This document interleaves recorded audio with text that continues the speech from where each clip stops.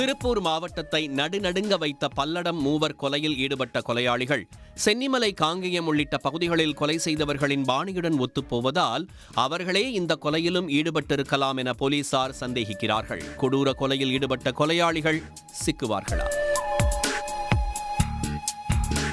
திருப்பூர் மாவட்டம் சேமலை கவுண்டபாளையத்தைச் சேர்ந்தவர் தெய்வ சிகாமணி, அவரின் மனைவி அலமேலு, இவர்களின் மகன் செந்தில்குமார். கோவையில் உள்ள தனியார் நிறுவனத்தில் பணியாற்றும் செந்தில்குமார் அங்கேயே குடும்பத்துடன் தங்கியிருக்கிறார். இந்நிலையில் உறவினர் வீட்டு நிகழ்ச்சிக்காக தனது தந்தை, தாயை அழைத்துச் செல்ல செந்தில்குமார் கடந்த மாதம் 28ஆம் தேதி இரவு சேமலை கவுண்டன் பாளையத்துக்கு வந்துள்ளார். பின்னர் 29ஆம் தேதி காலை தோட்டத்துக்கு வேலைக்கு வந்தவர்கள் பார்த்தபோது மூவரும் கொடூரமாக கொலை செய்யப்பட்டு கிடந்தனர்.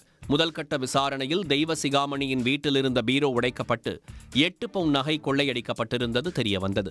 இந்த கொடூர கொலை திருப்பூர் சுற்றுவட்டார பகுதிகளில் பெரும் அதிர்ச்சியை ஏற்படுத்தியது. கொலையாளிகளை பிடிக்க 14 தனிப்படைகள் அமைக்கப்பட்டு விசாரணை நடந்து வருகிறது. கொள்ளைக்காக நடந்த கொலையா அல்லது முன் விரோதத்திற்காக இந்த கொலை நடந்ததா என பல கோணங்களில் விசாரணை நடத்தி வருகின்றனர். கொலை செய்யப்பட்டவர்களின் தோட்டத்தில் பணியாற்றி வந்த நபர் கடந்த 15 நாட்களுக்கு முன்பு வேலையிலிருந்து நிறுத்தப்பட்டதாகவும் அந்த நபரையும் சந்தேகத்தின் அடிப்படையில் விசாரித்ததாகவும் விசாரணையில் எந்தவித முன்னேற்றமும் ஏற்படவில்லை என்றும் தெரிவிக்கப்பட்டுள்ளது.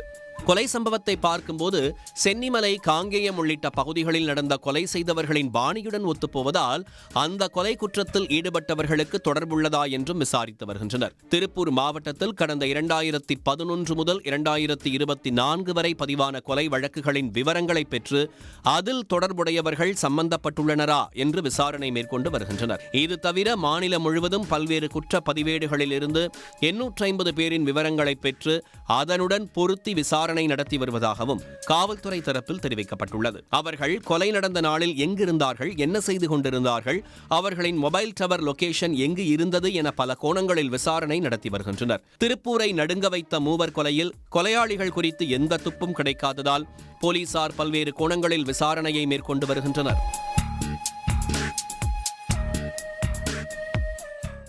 உடனுக்குடன் செய்திகளை தெரிந்து கொள்ள சன் நியூஸ் பெல் ஐகானை கிளிக் பண்ணுங்க.